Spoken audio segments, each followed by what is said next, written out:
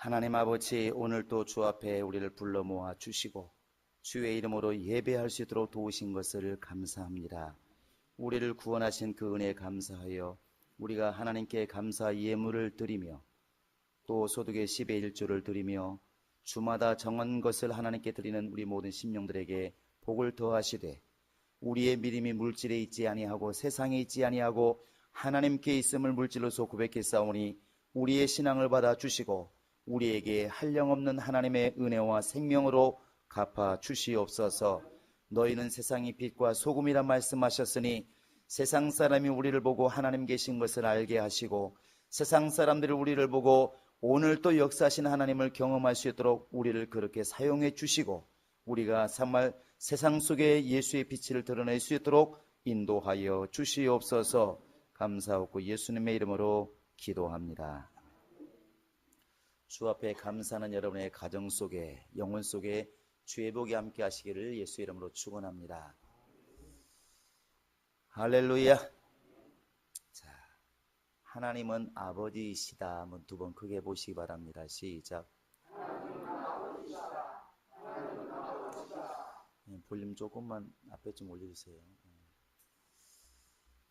우리가 이렇게 신앙이라고 하는 것은 결국 예수를 이렇게 닮아가는 것이 우리의 신앙입니다. 얼굴을 닮을 수는 없습니다. 또 말투도 닮아가기 어렵습니다. 그러나 예수님이 아버지에게 어떻게 했는지 또 예수가 어떤 마음을 가지고 살았는지는 우리는 성경을 통해서 이렇게 알 수가 있습니다. 이런 것들을 우리가 닮아가는 것이 그게 신앙입니다. 예수는 이 땅에 계시는 동안에 아버지를 잊질 않았습니다. 그래서 예수의 말씀을 잘 이렇게 우리가 되새겨 보면 그 말 속에는 항상 아버지가 들어가 있어요. 우리가 어떻게 기도를 해야 되겠습니까? 물었을 때에도 너희는 이렇게 기도해라. 하늘에 계신 우리 아버지여. 아버지에게 기도해라. 기도하는 자가 아버지를 생각하지 않고 무슨 기도를 할 수 있겠느냐. 또 예수님 말씀하십니다. 나는 이렇게 지금 말을 하는데 내 말은 내가 자유로 하는 것이 아니라 아버지께서 나에게 이런 말을 하라고 시키신 말을 내가 하고 있다. 이렇게 말을 해요. 그러니까 예수님은 말 한마디를 해도 아버지가 어떻게 자기에게 명령하셨는지를 잘 이렇게 기억을 하고 있다는 것이죠. 또 예수님이 이렇게 말씀하십니다. 너희는 항상 이렇게 일할 때마다 아버지를 잊지 말고 기억해라. 내가 진짜 너희에게 주고 싶은 게 뭐냐면 아버지의 기쁨이 너희 안에 있기를 원한다. 이게 이제 요한복음 17장에서 기도할 때의 말씀이에요. 아버지의 기쁨이 내 안에 있는 것처럼 그 기쁨이 너희 안에 있기를 또한 원하신다. 이렇게 말씀하십니다. 예수님의 모든 말 속에는 뭐가 담겨 있냐면 아버지가 담겨 있어요. 나중에 이렇게 말합니다. 왜 그렇게 예수님이 열심히 일하시는가 했더니 아버지가 지금 일하심에 나도 일을 한다 이렇게 말을 해요. 예수님이 열심히 일하는 것도 아버지가 지금 일하고 있으니까 우리도 일을 한다는 거예요. 이 예수님의 모든 그 말씀의 핵심, 행동의 핵심에는 아버지가 있어요. 그래서 아버지가 시키신 일을 이루는 것이 바로 그게 일이고 아버지를 기쁘게 하는 것이 그게 바로 아버지의 일이고 이 땅에서 왜 십자가에 죽으셔야 되느냐? 바로 아버지가 자기를 그렇게 보냈기 때문에 이 일을 감당한다는 것입니다. 그렇다고 예수님이 생각이 없느냐? 그렇지 않습니다. 기도할 때 보면 아버지의 뜻대로 이루시기를 원합니다. 하지만 나의 원은 이런 것입니다 말하잖아요. 나의 원대로 하지 마시고 아버지의 원대로 되기를 원합니다. 예수의 마음이 있어요. 그러나 자기의 생각, 자기의 마음이 있지만 아버지의 생각을 먼저 앞세우는 것이 아들의 모습, 예수의 모습이에요. 우리의 신앙은 이와 같이 예수님처럼 끊임없이 아버지를 기억하고 아버지를 기쁘게 하고 아버지 것을 소유해 나가려고 하는 것이 그게 영적 생활입니다. 우리가 그런 믿음을 가지고 성장해 가기를 주님의 이름으로 부탁을 드립니다. 오늘 이 누가복음 16장의 말씀에는 예수님이 세 가지 비유를 들었습니다. 여러분 다 아시겠죠? 아마 어제까지 안 읽었어도 오늘 와서 본문을 읽어보신 분들은 금방 알 겁니다. 누가복음 16장에 세 가지 비유가 있습니다. 뭐죠? 첫 번째는 외부 교인이 없기 다행입니다. 우리 교인들이 이렇게 성경을 안 본다니. 누가복음 16장의 첫 번째 비유는 잃어버린 양에 대한 비유예요. 두 번째는 잃어버린 드라크마에 대한 비유입니다. 세 번째 비유는 잃어버린 아들에 대한 비유예요. 15장입니다. 저렇게 깨어있음을 감사합니다. 우리 깨어있는 분에게 박수 한번 주시기 바랍니다. 그게 그러한가요? 이게 참 중요합니다. 자, 이 누가복음 15장에 이 세 가지 비유를 이렇게 들고 있는데 공통점이 있습니다. 하나는 잃어버렸다는 것이고 두 번째는 다 찾았다는 것입니다. 그런데 이렇게 물어볼 수 있습니다. 왜 예수님이 이런 비유를 들었을까요? 왜 잃어버린 양의 비유를 들고 왜 잃어버린 드라크마의 비유를 들었습니까? 여러분, 이것을 우리가 답을 얻지 못하면 성경을 읽었으나 우리가 지금 깨닫지 못하는 것 같은 겁니다. 왜 예수님께서 이런 비유를 들었을까요? 이 누가복음 15장의 정답은 7절과 10절에 분명히 답을 말하고 있습니다. 양 비유를 들면서도 드라크마 비유를 들면서도 예수님이 정확한 결론을 내고 있습니다. 우리 한번 7절을 읽어보시겠습니다. 자, 7절입니다. 시작. 내가 너희에게 이르노니 이와 같이 죄인 하나 사람이 회개하면 하늘에서는 회개할 것 없는 의인 99으로 말미암아 기뻐하는 것보다 더하리라. 왜 양 비유를 들었다고요? 이렇게 먹통이면 안 되는데 큰일 났습니다. 자, 왜 예수님께서 지금 양 비유, 잃어버린 양의 비유를 들었습니까? 죄인 하나가 회개하면 하나님이 기뻐하신다는 말을 하고 싶은 거예요. 그거 아닌가요? 자, 10절을 다시 한번 이해가 안 되면 더 읽겠습니다. 시작. 죄인 한 사람이 회개하면 하나님의 사자들 앞에 기쁨이 되니라. 자, 다시 묻겠습니다. 왜 예수님께서 드라크마의 비유를 말씀하시나요? 죄인 한 사람이 회개하면 하나님이 기뻐하신다. 아버지가 기뻐하신다. 이게 답이에요.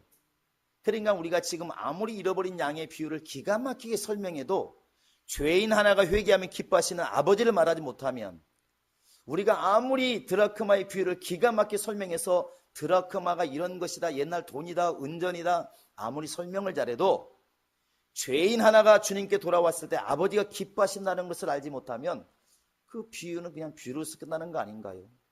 비유라고 하는 것은 말귀를 알아듣게 하기 위해서 예를 든 것이 비유인데 결국 우리가 잃어버린 양 또 잃어버린 드라크마를 통해서 아버지의 마음을 이해해야 되는 것은 뭐냐면 아버지는 잃어버린 것을 찾을 때 기뻐하시는데 다른 게 아니라 잃어버린 영혼을 찾으실 때 기뻐하신다는 것입니다.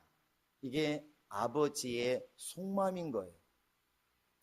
하나님은 지금도 그래서 세상에 어떤 것도 물질이 많고 환경이 좋고 명예가 있어도 주님의 관심은 거기 있는 게 아니라 한 영혼이라도 죄인이 회개하고 돌아오는 것, 아버지께로 돌아오는 것, 탕자가 돌아오는 것, 이것 때문에 제일 기뻐하시는 분이 누구냐? 아버지예요. 자, 아버지는 죄인이 회개하는 걸 기뻐하신다. 시작. 이것이 바로 이제 아버지의 속마음이에요. 예수님은 지금 이것을 우리에게 알려주고 싶은 겁니다. 우리가 하나님께 예물을 드리기도 합니다. 시간을 드리기도 하고 예배를 드리기도 해요. 우리가 또 많은 일을 감당할 때 나름대로 자부심도 있습니다. 그런데 정말 아버지가 기뻐하시는 것은 바로 죄인이 주님께 회개하고 돌아왔을 때 그게 말할 수 없이 기쁘다는 겁니다. 바꿔 얘기하면 하나님은 그 영혼이 돌아오는 것에 대해서는 모든 걸 버려도 아깝지가 않다는 것입니다. 이게 아버지의 마음이에요. 그런데 마지막 오늘 우리가 읽은 탕자의 비유에서 아버지와 대치되는 인물이 하나 있습니다. 누구겠습니까? 동네 이장이 아닙니다. 옆집에 사는 박집사도 아니에요. 누구예요? 한 집에 사는 큰아들이에요. 같은 집에 살고 있습니다. 아침도 같이 먹고 저녁도 같이 먹고 일도 같이 해요. 아버지하고 수시로 대화도 해요. 근데 가장 아버지의 마음을 모르는 게 누구냐면 큰아들이에요. 아버지 마음을 몰라요. 아마 이런 말을 하면 이 큰아들이 기분이 되게 나쁠 거예요. 나만큼 우리 아버지 잘하는 사람이 어디 있어 이렇게 말하겠지만 아닙니다. 옆에 산다고 아는 게 아니에요. 부부간에도 항상 대화할 때 그런 말 있지 않습니까? 방송에서 많이 나오더만요. 부부 심리 있게 얘기할 때 평생 살아도 내 남편 속을 모르겠다고 아내들이 이런 말 많이 하더만요. 근데 남편들도 말하는 소리 똑같아요. 평생 살아도 내 아내 이해 못하겠어. 그래요, 안 그래요? 다행입니다. 저만 그래서. 보통 이해를 잘 못해요. 남자가 여자 이해 못하고 여자가 남자 이해 못합니다. 그래요, 안 그래요? 좀 그렇다고 얘기 좀 해줘요. 사실 이해 잘 못합니다. 구조상 달라서 그런데, 자, 한 집에 지금 아버지와 큰아들이 함께 살아. 그런데 큰아들과 아버지의 생각이 달라요. 그리고 이거 어떻게 알 수 있냐면 아들이 돌아왔을 때 아버지는 살찐 소를 잡고 옷을 지어 입히고 신발을 신기고 가락지를 끼워서 최고의 대우를 해줘요. 그런데 큰아들은 아버지 정말 최고예요 이렇게 하지 않고 어떻게 했습니까? 아버지 뭔가 잘못하고 있는 것 같아요. 저놈이 지금 누군데 아버지 재산을 다 팔아서 허랑방탕한 놈인데 쫓아내지는 못한다 할지라도 이래서는 안 되잖아요 아버지 이렇게 말하는 거예요. 왜 그럴까요? 서로 보는 눈이 다르다는 것입니다. 보는 눈이. 여러분 한번 오늘 30절을 읽어보시면 압니다. 자, 15장 30절을 같이 한번 읽어보겠습니다. 아들의 관심이 어디에 있는지 시작. 아버지의 살림을 창녀들과 함께 삼켜버린 이 아들이 돌아오매 이를 위하여 살찐 송아지를 잡으셨나요? 자, 아들이 돌아왔을 때 큰아들이 지금 분노한 이유의 가장 핵심에 뭐가 있어요? 살림이라고 얘기를 하세요. 아들이 돌아왔을 때 큰아들이 가장 분노하게 만든 그 원인이 어디 있습니까? 살림인 거예요. 살림. 여기엔 살림이라면 돈으로 말할 수도 있고 자기 재산이라 말할 수도 있는데 큰아들이 볼 때 아버지 살림을 저렇게 축낸 2분의 1, 3분의 1을 축낸 그 아들을 왜 기뻐하느냐 이거죠. 왜 받아주느냐 하는 것입니다. 아들의 관심은 어디 있냐면 돈에 있어요. 돈을 낭비한 자식이에요. 그러니까 아들이 동생을 볼 때는 돈을 낭비한 자식, 아버지 재산을 탕진한 자식, 아버지가 아들을 볼 때는 그런 눈이 아닙니다. 아들은 어떻게 보겠습니까? 아버지가 아들을 볼 때는 따라서 하시 바랍니다. 사랑스러운 내 새끼. 이게 답이에요. 더 이상 무슨 말이 있습니까? 사랑스러운 내 새끼예요. 여러분 오늘날 우리 부모들이 자식 때문에 병 고친이라고 5천만 원, 1억 원 들어가면 아깝던가요? 아니라고 얘기 좀 하세요. 아까워요, 안 아까워요? 아까운 것 같아도 심각해요. 여러분 혹시 우리 자녀들 가르치는 어치 팔아먹으면 아까워요, 안 아까워요? 아깝긴 하지. 근데 원래 자식보다 아깝나요? 부모들이 대답을 해야 됩니다. 집을 팔아서 자식을 가르쳐도 부모들은 그것 가지고 원망하지 않아요. 왜 그렇습니까? 집보다도 귀한 게 내 새끼예요. 돈보다 귀한 게 내 새끼고 전답보다 귀한 게 내 새끼예요. 이게 답이라고요. 아버지의 관심과 큰아들의 관심은 전혀 달라. 한 집에 살고 있는데 전혀 다른 걸 보고 있는 거예요. 전혀 다른 걸 보고 있는 거예요. 얼마 전에 이렇게 5월 8일 날 어버이날인가 막 그런 것 같아요. 제가 교회 출근하다가 라디오를 켰더니 그런 사연이 나와요. 그날 사연은 다 부모님 마음을 아프게 한 이런 사연이 많았어요. 사실 어버이날 때 라디오는 자식들이 들어야 될 것 같아요. 근데 보니까 그런 내용이 나왔습니다. 어머니, 아버지가 이제 나이가 7, 80, 60 이렇게 되니까 자식이 볼 때 자기 어머니가 이렇게 피자를 좋아하는지 몰랐대요, 지금까지. 왜냐면 엄마가 항상 그냥 된장국, 나물을 먹으니까. 그런데 오늘 보니까 엄마 수채배랑 이런 이렇게 책상이랑 피자집 전화번호가 많이 있는 거죠. 엄마 이게 왜 필요해? 그러니까 나 피자 좋아한다. 엄마 맨 된장국만 좋아하면서 나물만 좋아하면서 그래서 근데 아니더라는 거야. 그래서 한번 엄마 진짜 좋아해? 웬일이야? 그리고 피자를 시켰는데 잘 드실까요? 못 드실까요? 잘 드시더라는 거예요. 그래서 이 딸이 이게 보낸 편지 내용이 뭐냐면, 자기는 엄마 그래 오래 살았는데 진짜 그 엄마의 식성조차도 몰랐다 그러면서 너무나 가슴이 아프다 이렇게 말하는 거죠. 이렇게. 근데 그 말에 대꾸하는 그 사유자 똑같은 말을 하는 거예요. 사유자도 자기도 자기 어머니가 햄버거 피자를 그렇게 좋아하는지 몰랐대요. 당연히 옛날 분이시니까 된장을 좋아하고 청국장 좋아하고 이럴 줄 알았는데 의외로 피자와 햄버거를 좋아하시더라. 오늘 가 사드려야 되겠다 이런 말을 하는 거예요. 이게 이제 그냥 막연하게 귀에 들리는 것과 눈에 보는 것으로만 판단하니까 이런 일이 벌어지는 것입니다. 우리가 하나님을 그렇게 보이는 것으로만 판단하면 속을 모를 수 있습니다. 큰아들은 아버지를 겉모양만 본 거예요. 아버지 말하는 것으로 본 겁니다. 이 아버지가 평상시에 계속 큰아들을 위했겠습니까? 작은아들을 위했겠습니까? 큰아들을 위했겠죠. 야, 일 힘드니까 그만해라. 야, 밥 좀 많이 먹어야 되지 않겠느냐. 그러니까 큰아들은 아버지가 자기만 사랑하는 줄 안다고요. 그런데 지금 아버지의 모든 마음이 집을 나간 지금 자식에게 있다는 것을 이해를 못하는 것입니다. 우리가 보고 듣는 것과 듣는 것으로만 판단하면 이런 우를 범하게 되어 있습니다. 그래서 제가 옛날에 이런 예화를 든 적이 있습니다. 저도 그것도 들었던 내용이에요. 이제 어릴 때 바닷가 사람들은 생선을 좋아하잖아요. 우리처럼 산골 출신은 좀 덜하지만 바닷가 사람들은 가끔가다 화가 나든지 힘들 때 수산시장 앞을 지나가면 힘이 난대요. 그 비린내가. 밥에다 비린 걸 비벼 먹으면 힘이 난대. 근데 이런 사람들이 고등어 조림을 해먹는데 엄마가 좋아하니까 애도 좋아하겠죠. 딸도 좋아하는데 항상 아이에게는 고등어 중간 몸통을 주는 거예요. 근데 엄마는 어디를 먹어요?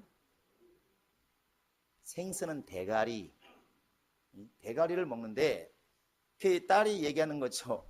엄마는 왜 대가리만 먹어? 그러니까 엄마가 대답이 뭐라고 하냐면, 야, 난 대가리가 맛있다. 명태를 사와도 대가리만 먹고 계속 먹는 거예요. 그러니까 이 소녀 생각에 우리 엄마는 뭘 좋아하시는 분? 고등어 대가리를 좋아하시는 분. 이렇게 이제 머리에 입력이 돼 있어요. 왜? 그렇게 봤으니까. 엄마가 또 그렇게 말을 했으니까.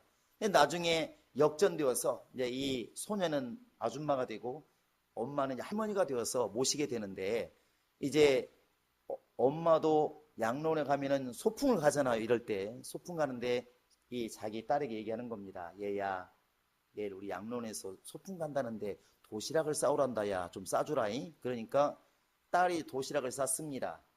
반찬은 뭐였을까요? 소풍을 갔다 와가지고 엄마가 서운하다고 얘기를 하는 거예요. 너는 그럴 수 있어?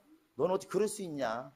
왜 엄마? 그러니까 어떻게 고등어 대가리만 쌌냐 반찬을. 그러니까 이 딸이 엄마 고등어 대가리 좋아하잖아.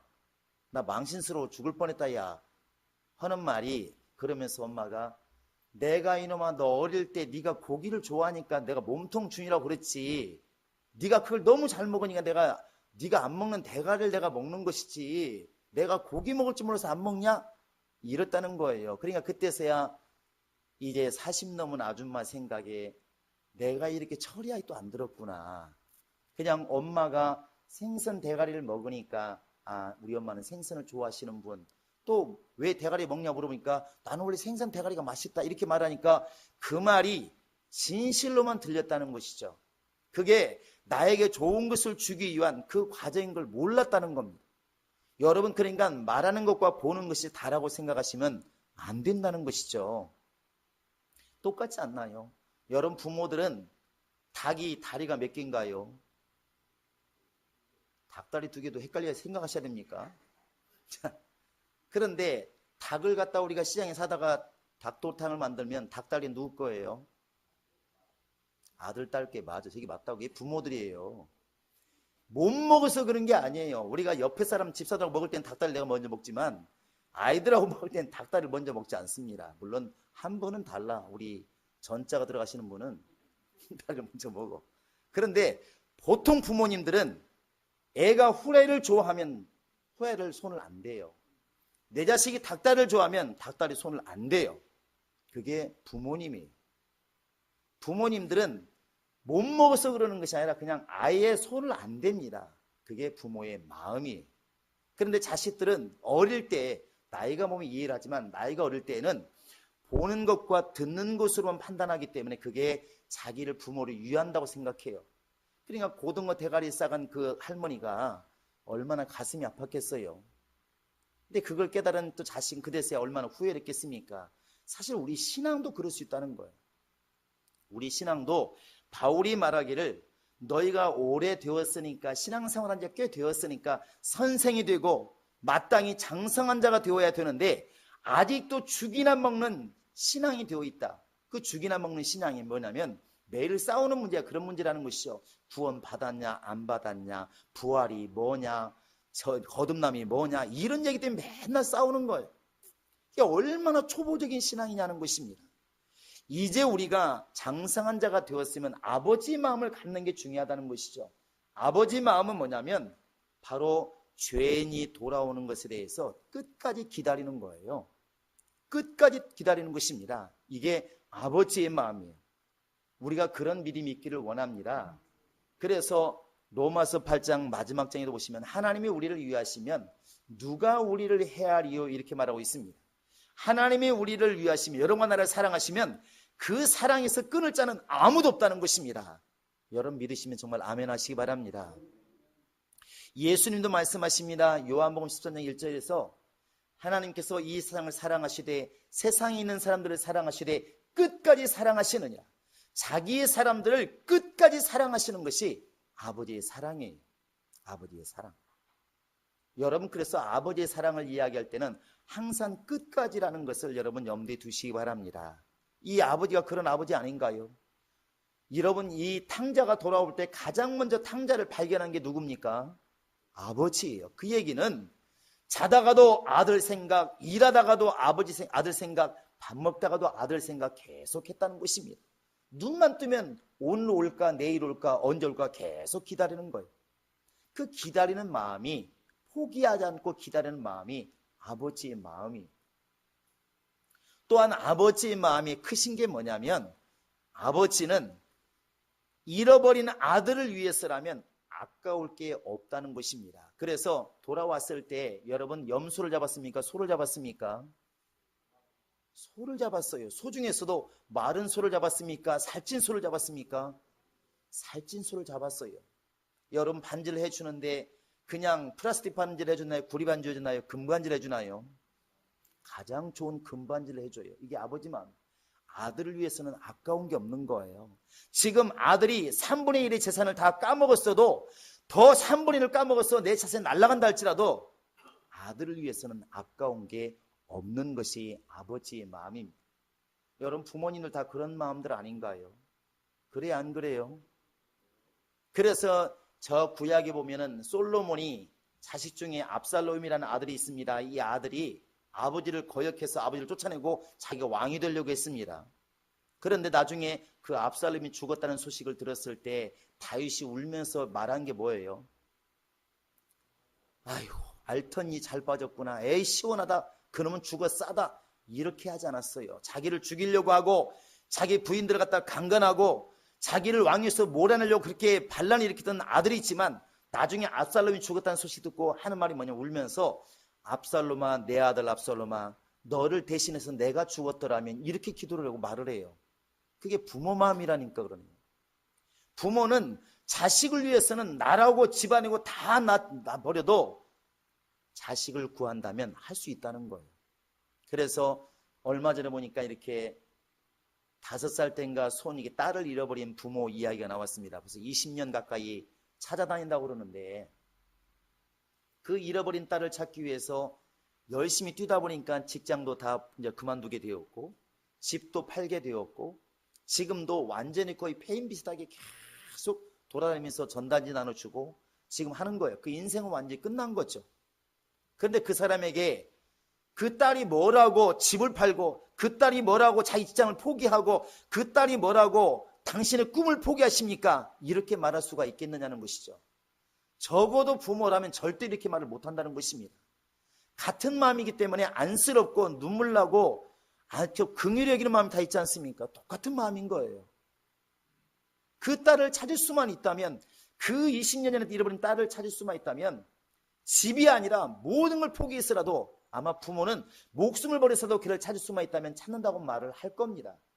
이게 부모의 사랑 아닌가요? 그게 아버지 마음이에요.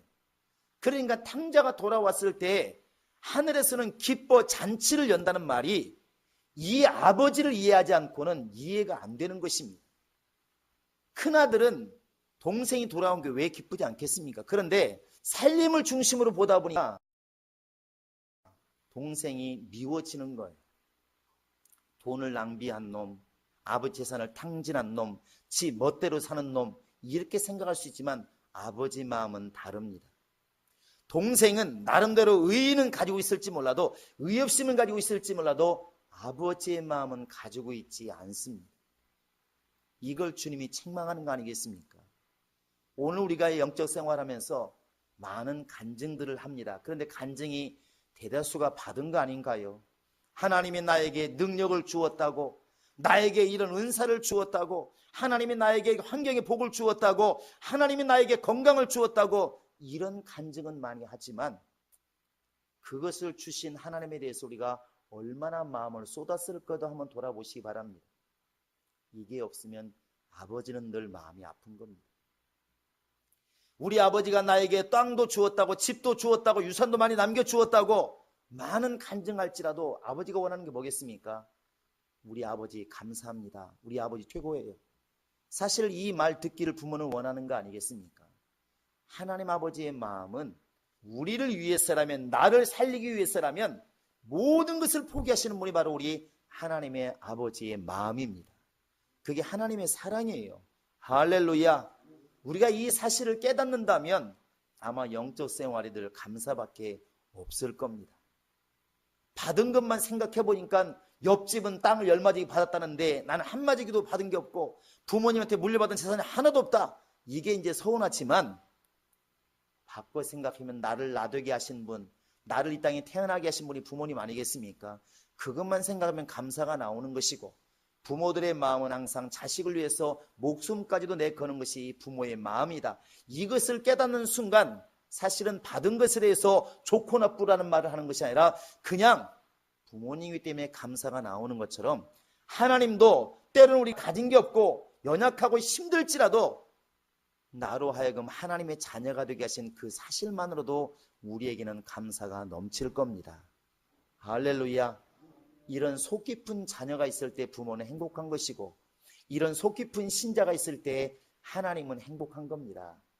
여러분, 우리가 이렇게 5월달 가정의 달 이야기하는데, 이렇게 부모에게 효도하고 싶어도 부모가 안 계신 분들도 많이 계시고, 대신에 그분들은 자식들이 있겠죠.